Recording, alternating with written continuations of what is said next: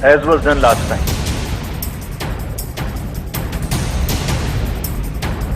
(543) parliamentary constituencies.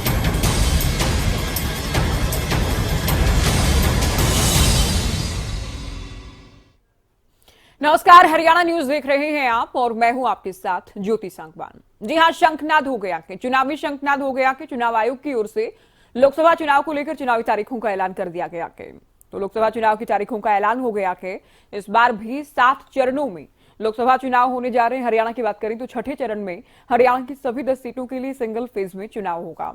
4 जून को लोकसभा चुनाव के परिणाम आएंगे और हरियाणा में दिलचस्प मुकाबला इसलिए भी रहेगा चूंकि लोकसभा के साथ साथ सभी 10 लोकसभा सीटों के साथ साथ करनाल विधानसभा का उपचुनाव भी होने जा रहा है। तो 25 मई को ही छठे चरण में सभी 10 सीटों के लिए लोकसभा के लिए वोटिंग होगी।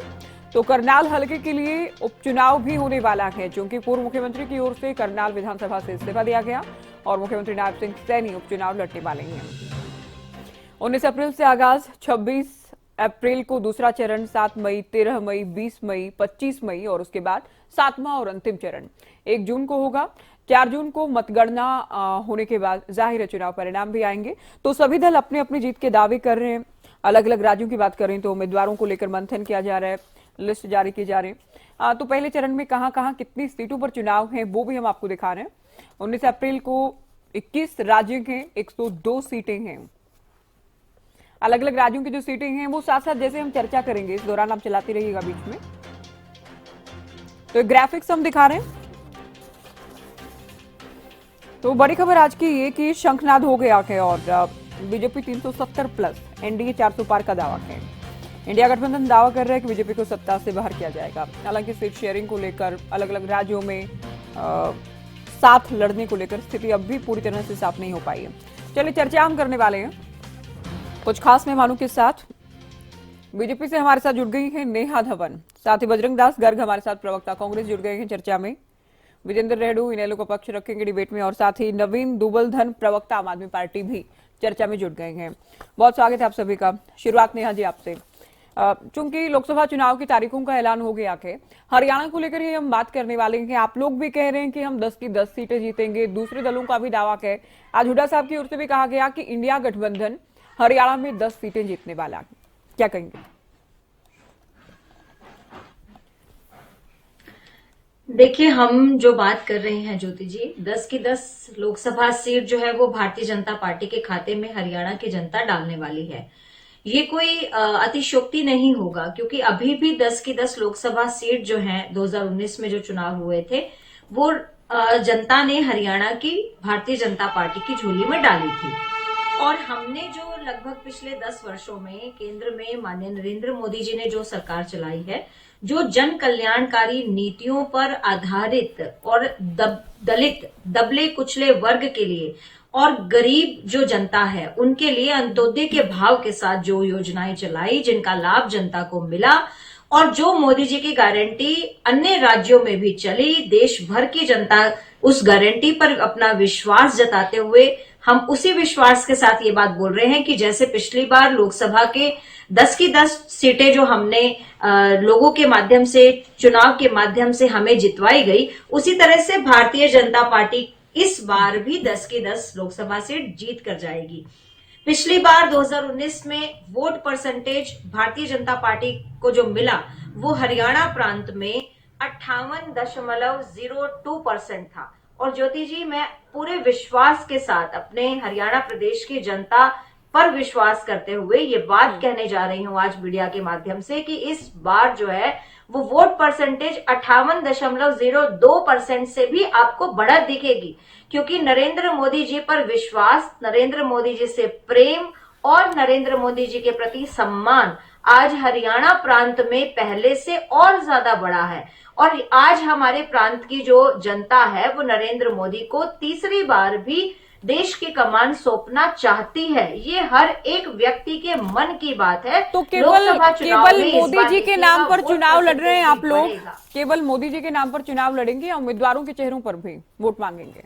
ये केवल कहना उचित नहीं होगा ज्योति जी, केवल शब्द मोदी जी के व्यक्तित्व के आगे, मोदी जी की नीतियों के आगे, भारतीय जनता पार्टी संगठन की कार्यप्रणाली के आगे केवल शब्द बहुत छोटा है। हम कहेंगे कि हम नरेंद्र मोदी जी के बलबूते पर ही लड़ रहे हैं, बिल्कुल लड़ रहे हैं।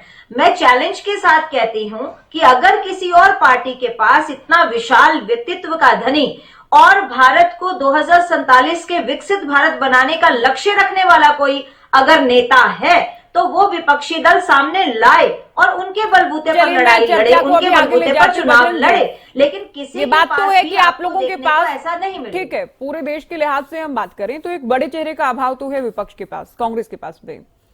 तो कैसे आप लोग मुकाबला करेंगे? हरियाणा की बात करें, पिछली बार 10 की 10 सीटें जीती थी, आप लोगों की कोई सीट नहीं आई। उससे पिछले चुनाव में आप लोगों ने 1 सीट जीती। तो अब किस तरह से आप दम भर रहे हैं कि 10 की 10 सीटें आप जीतने वाले हैं आम आदमी पार्टी के साथ मिलकर?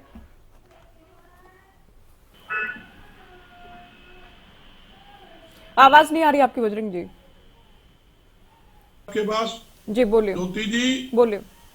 जहां तक आप देखोगे, पिछला रिकॉर्ड आप उठा के देख लो। 2004 में कितनी चिट्ठी थी इनके पास, अंडा था। 9 में कहां थे इनके पास? कभी अप डाउन होता रहता है, परिस्थितियां बदलती रहती है। मतलब मौसम 24 घंटे एक जैसा नहीं रहता। हालात आज क्या है, आज हरियाणा के हालात देखी, देश के हालात देखी। आज पूरे देश और प्रदेश की जनता, चाहे किसान है, चाहे कर्मचारी है, चाहे सरकारी कर्मचारी है, मजदूर है, व्यापारी है, उद्योगपति है, हर वर्ग का नागरिक इस सरकार से दुखी है। मैं पूछना चाहता हूँ, 9.5 साल के सिवाय इन्होंने जुमले के सिवाय कोई काम किया क्या? जुमले ही दिए हैं, गुमराह किया है। गारंटी, हमारी गारंटी है। कौन सी गारंटी पूरी करी? इन्होंने गारंटी दी 2 करोड़ युवाओं को नौकरी देंगे, वो देख लो आपके सामने। वह गारंटी इनकी फैल। 250 रुपए रसोई गैस सिलेंडर की गारंटी दी, वो फैल। इन्होंने 35 रुपए पेट्रोल डीजल देने की गारंटी दी, वो फैल। किसान की आय 2 गुना करने की गारंटी दी, 2 गुना इनकम तो नहीं कर पाए, खर्चा जरूर इन्होंने 2 गुना कर दिया। यहाँ तक कि 15-15 लाख रुपए देने की जो बात की। तो बजरंग जी, इसमें नया क्या है? ये बातें तो आप लोग बहुत टाइम से कह रहे हैं ना। इन बातों को लेकर तो पिछला चुनाव भी आप लोगों ने लड़ लिया ना। नया मैं दे इन बातों को या तो जनता ने सुना नहीं या आप लोग समझा नहीं पाए, मुद्दे तो नहीं चले आप लोग। इसमें नया दे रहा हूँ, आप सुन लेना। इन्होंने कहा था विदेशों से काला धन लाएंगे। काला धन लाए नहीं, सिर्फ काला धन वालों से करोड़ों अरबों रुपए की चंदा वसूली करना का इनका मुख्य ध्येय था। आप देखिए, का विरोध आप लोग करते हैं। आज जब इलेक्टोरल बॉन्ड को अप्लाई करने की बात आ रही है तो आप विरोध क्यों कर रहे हैं? जब हम ट्रांसपेरेंसी की बात इनके टाइम में आप मत बोलिए, इनको बात करने दीजिए। खराब हो चुकी है ज्योति जी। कोरोना के समय में लाखों लोग मर रहे थे। जो कोरोना की वैक्सीन बनाने वाली कंपनियों को भी इन्होंने नहीं बख्शा, उनसे भी करोड़ों रुपए कोरोना के समय में ऐंठने का काम किया। और आपको एक नए आंकड़े और देता हूँ, 30 ऐसी कंपनियां हैं जिसके ऊपर इन्होंने ईडी जोड़ी, सीबीआई के झूठे मुकदमे कार्रवाई करी। उसी कंपनी से कुछ दिन के बाद ही करोड़ों रुपए चंदे वसूलने का काम इन्होंने करने का काम किया। इन्होंने तो काम किया, चंदा लाओ, मलाई खाओ, काम ले जाओ। इन्होंने तो ये काम देश की जनता के साथ किया है। ये नई बात है। आप मुझे पुराना नया क्या? ये नया है। देश जानता है कोई किस किस से पैसे लिए बात करते हैं। उस किसकी? गौ माता ही गौ हमारी माता है। उस कंपनियों से चंदा लिया जो गौ माता को काट कर उनकी मतलब जो है मांस बेचते हैं, उनसे भी करोड़ों रुपए इन्होंने चंदा लिया। बात करते हैं हिंदू की और चंदा लेते हैं कैसे कैसे लोगों से, आपको पता लग जाए सारी नीच। चलिए, आप ही कह रहे हैं कि इलेक्ट्रोल बॉन्ड, सुनिए, आप ही कह रहे हैं मुद्दा, हम इस बात को मुद्दा बनाने वाले हैं। ठीक है, चुनाव करीब आ गए, अब तो देखते हैं जनता को अपनी बातें सुनाने समझाने में कितना कामयाब होंगे। मैं चर्चा को अभी आगे ले जाती हूँ बजरंग जी। आज केवल आधे घंटे के लिए हम बहस कर रहे हैं, इसलिए अभी आप सुनिए, आज समय कम मिल पाएगा। रेड्डी साहब, अभय चौटाला खुद मैदान में आ गए हैं। पिछली बार अर्जुन थे, कुरुक्षेत्र में कुछ खास नहीं कर पाए। इस बार अभय से क्या उम्मीद करती है पार्टी, या अभय खुद क्या उम्मीद कर रहे हैं? कितना आश्वस्त है मुकाबले को लेकर? अभय सिंह चौटाला वो दमदार नेता है जो कहीं भी जाकर के टक्कर लेने के लिए तैयार रहता है, और उसी कड़ी में अभय सिंह चौटाला ने भी बहुत ही, मैं कहूँगा, एडवांस में ही अपने प्रत्याशी होने की घोषणा हो चुकी है उनकी, जो कि इंडियन नेशनल लोकदल पार्टी की जो हमारी चुनाव समिति है उसने डिक्लेयर करने का काम किया है। और अर्जुन चौटाला की मैं मानता हूँ उस टाइम हमारे को काफी कम वोट मिले थे, लगभग 61,000 वोट की हम वहां पर ले पाए थे, लेकिन उसका एक कारण था ज्योति जी, उसको पूरा हरियाणा प्रदेश जानता है कि उस समय हमारा पार्टी में विभाजन हुआ, जिसके कारण से हमारा वोट बैंक बिखर गया था। वो हमारे काफी मैं कहूँगा कि बुरे दिन, एक बुरा दौर हमारे बीच आया था।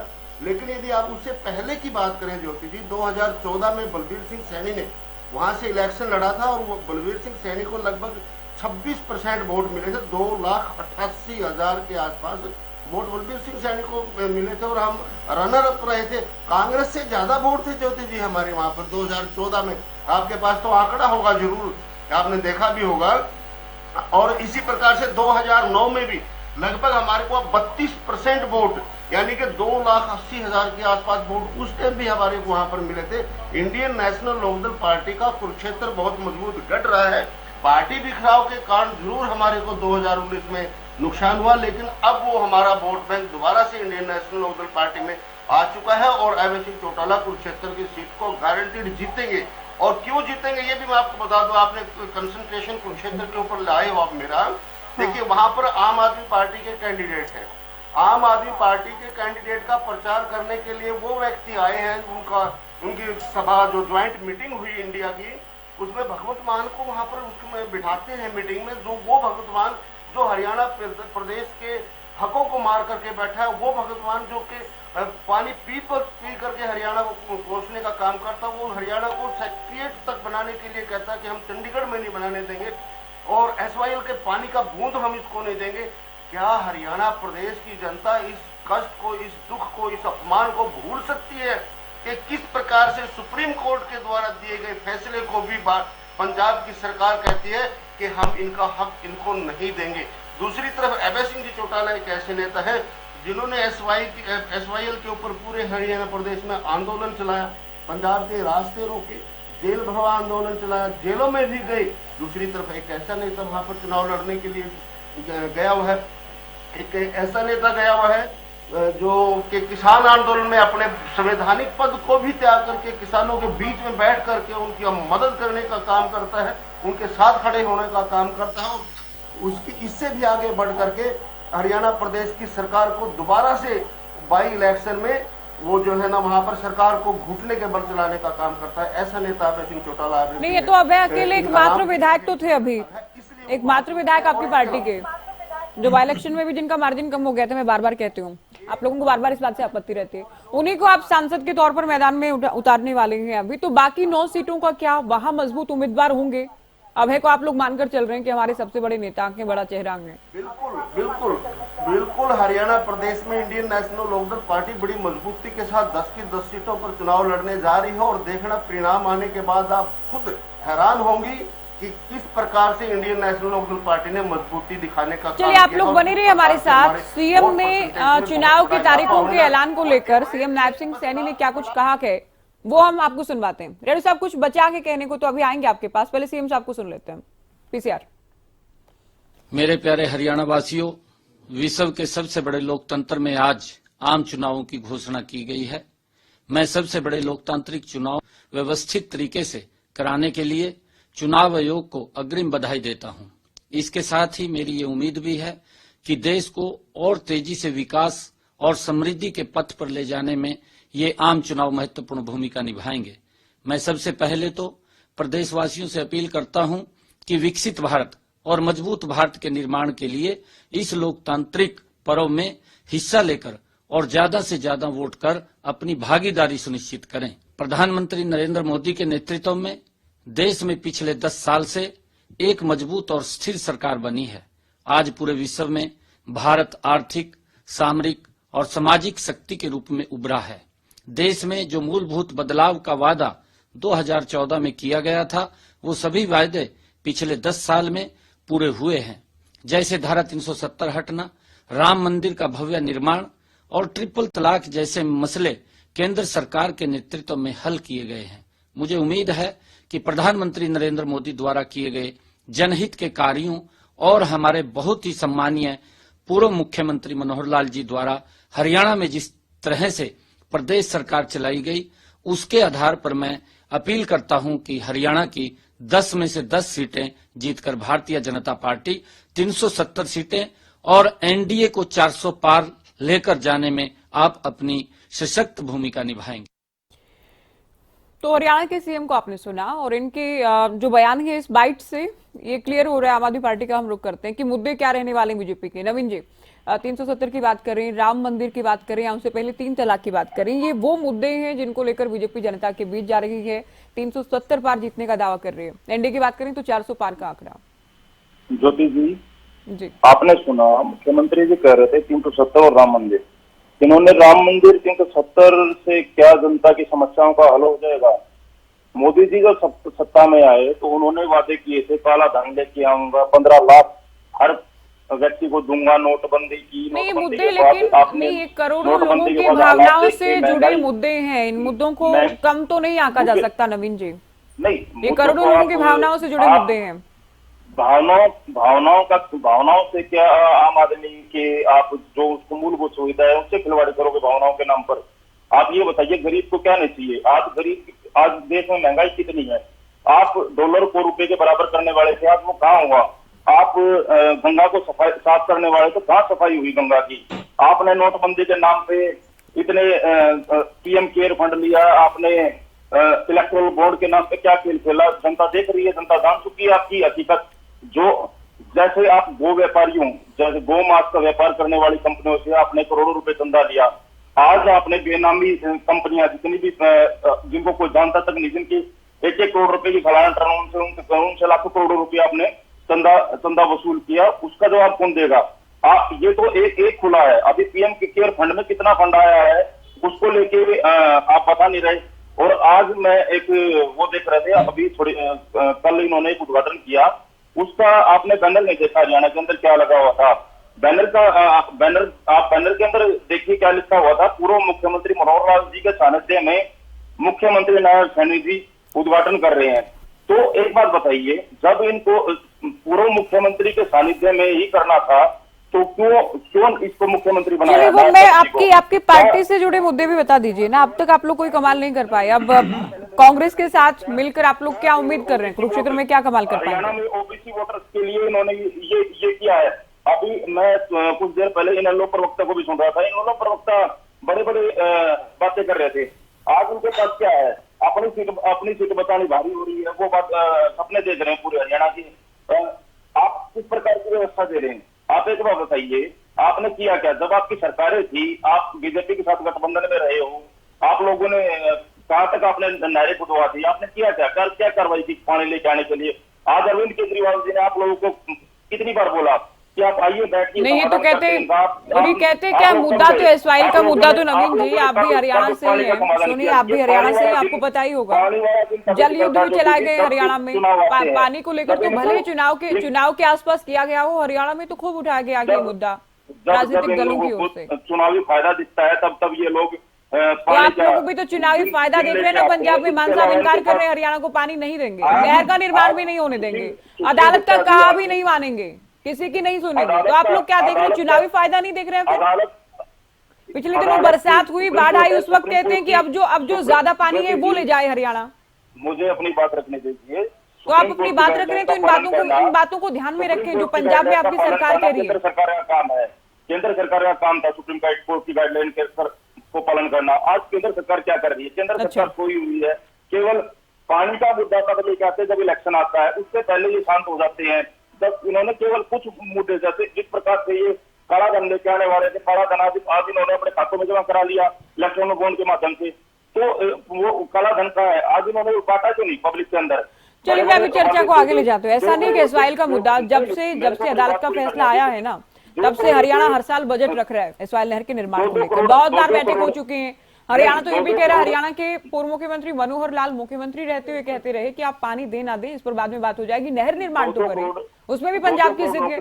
चलिए नेहा जी, आपसे मैं जानना चाहूंगी, चूंकि एक तो आप लोगों के 4 सीटों को लेकर इंतजार है कि कब तक लिस्ट आती है, और दूसरा कैबिनेट विस्तार को लेकर, मंत्रियों के पोर्टफोलियो को लेकर, उनके विभागों के बंटवारे को लेकर भी बहुत बड़ा सस्पेंस क्रिएट कर रखा है।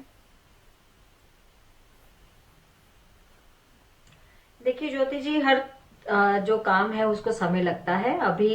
अभी आपने देखा पिछले दिनों एक परिवर्तन हुआ जिसमें जो है कार्यभार माननीय पूर्व मुख्यमंत्री मनोहर लाल जी से जो है उनका कार्यभार चेंज किया गया और नायब सिंह सैनी जी को वर्तमान में मुख्यमंत्री का पद मिला।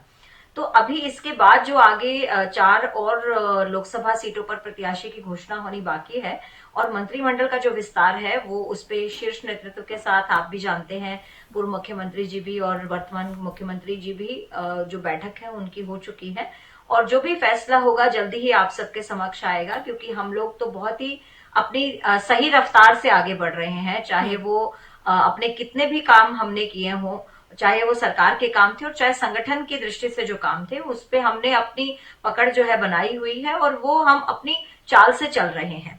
दूसरी बात, मैं यहाँ पे बजरंग जी को एक बात कहना चाहूंगी कि वो चाहे इनेलो है चाहे कांग्रेस है, इनेलो है वो एक ही व्यक्ति की बात करती है, केवल अभय सिंह चौटाला जी की बात करते रहते हैं। उनका हर मसला, हर लाइन प्रवक्ताओं का केवल अभय जी के नाम से शुरू होता है वाक्य और वहीं खत्म होता है। एक ही कैंडिडेट उनके पास बच गया है, लोकसभा भी वही लड़ेंगे, मुझे लगता है 90 की 90 विधानसभा पर भी वही लड़ने वाले हैं। ना तो इनके पास कोई और चेहरा है, ना कोई नेता है, ना किसी और का नाम आज तक मीडिया में हमने कभी सुना। परिवार के केवल एक ही परिवार के कुछ सदस्यों के नाम के आगे और उन्हीं के इर्द गिर्द ही इनकी चर्चाएं घूमती रहती हैं। उनके भी मार्जिन, आप जैसा हमेशा बोलती हैं, मैं भी हमेशा बोलती हूँ, केवल 6500 वोटों का मार्जिन रह गया था। अगर उन्होंने किसानों के लिए अपना पद त्यागा था तो त्याग देते, दोबारा क्यों लड़ा, उपचुनाव क्यों कराया और दोबारा क्यों लड़ा, दोबारा कैंडिडेट क्यों बने? क्या और कोई नेता इनकी पार्टी में नहीं बचे हैं? कांग्रेस है तो केवल गांधी परिवार के चारों तरफ या फिर हरियाणा में हुड्डा परिवार के 3 सदस्यों के इर्द गिर्द सारी बात घूमती रहती है। मुझे ये बात समझ में नहीं आती कि ये बातें इनको क्यों नहीं दिखती हैं। दूसरी बात, जहां तक बात है आम आदमी पार्टी की, आम आदमी पार्टी के प्रवक्तागण इतनी बड़ी बड़ी फेंकते हैं, मुझे समझ में नहीं आती कि ये इतना फेंकना कहां से सीख कर लाते हैं, इतना झूठ और फरेब, इतनी नेगेटिविटी कहां से लाते हैं। जमानत जब्त होती है आपकी हर चुनाव में, आपने एक भी चुनाव आज तक जीता नहीं, एक भी आपका यहाँ पर कैंडिडेट नहीं है विधानसभा में, एक सीट पर आप अपने एग्री कर जाते हैं, केवल कुरुक्षेत्र में आप एग्री कर गए, बाकी अभी समय कम है, बजरंग जी को कुछ कहना है, आपने ऐसे ही कांग्रेस को दे दी हैं।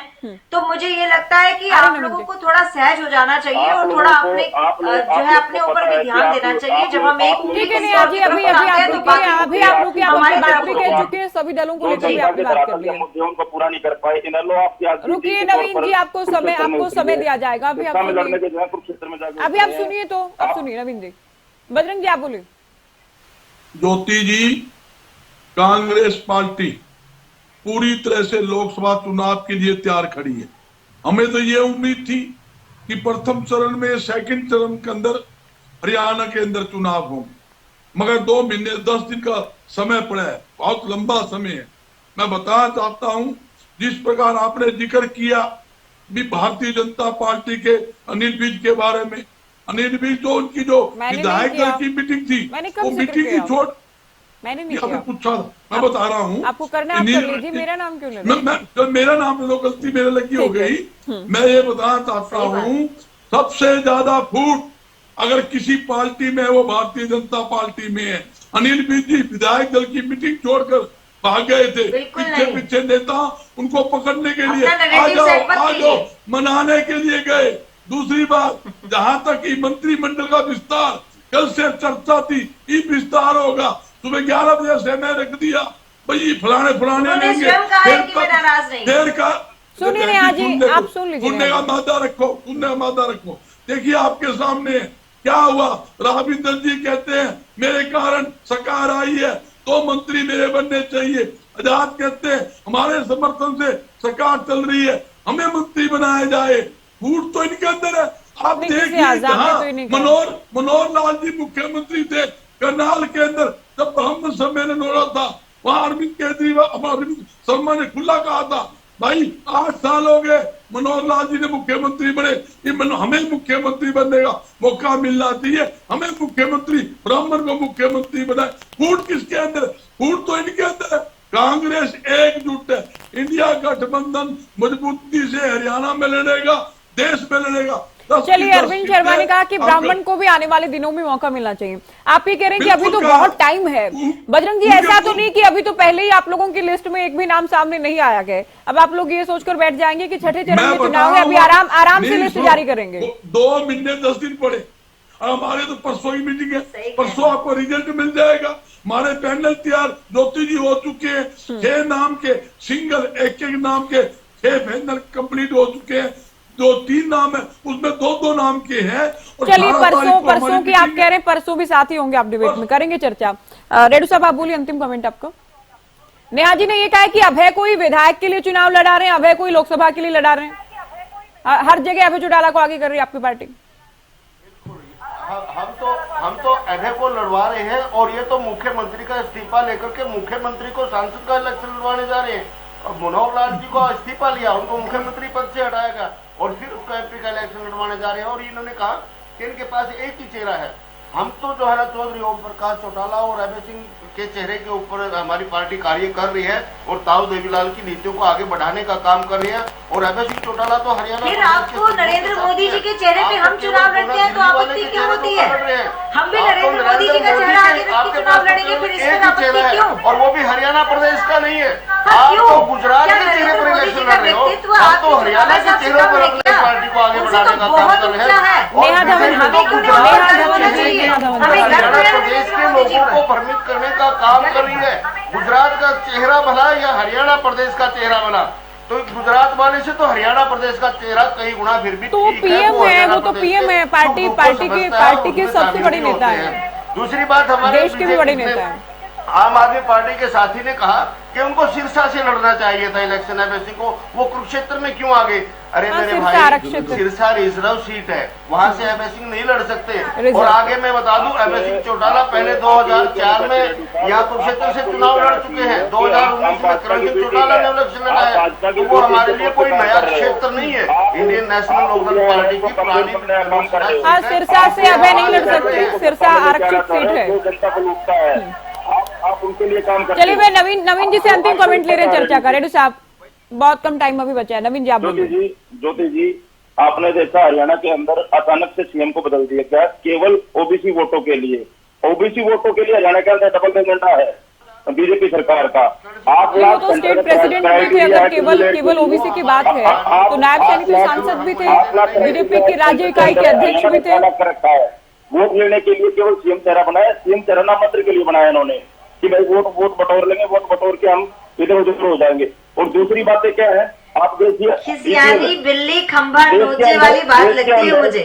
देश के अंदर 80 करोड़ आम आदमी पार्टी के पास बोलने के लिए तो कुछ है नहीं। अपने मुंह से मोदी जी खुद कहते हैं हम 80 करोड़ लोगों को राशन वितरित करते हैं, यानी 80 करोड़ लोग इन्होंने बीपीएल बना दिया। लगभग मेरे पास भी डाटा है इनकी सरकारी एजेंसी का, लगभग 57% लोग बीपीएल परिवार है इंडिया के अंदर। हरियाणा के अंदर 35% है, जो कभी कांग्रेस ने 11% छोड़े थे, आज वो 35% हो चुके हैं बीपीएल परिवार। ये किस तरह की बातें कर रहे हैं? केवल ये चलिए, आय का दायरा भी तो बढ़ाया गया। बहुत शुक्रिया आप सभी का, बहुत शुक्रिया आप लोगों ने वक्त दिया और चर्चा चुनावी शंखनाद को लेकर हमने की है। तो चुनाव की तारीखों का ऐलान हो चुका है, तमाम राजनीतिक दल अपनी अपनी तैयारी को रफ्तार देने में जुटे हैं, सबके जीत के दावे हैं और जीत के दावे कितना चुनावी परिणाम या जीत में तब्दील हो पाते हैं, ये भी देखने वाली बात होगी। फिलहाल दीजिए इजाजत, नमस्कार। We'll do it in 7 phases, as was done last time.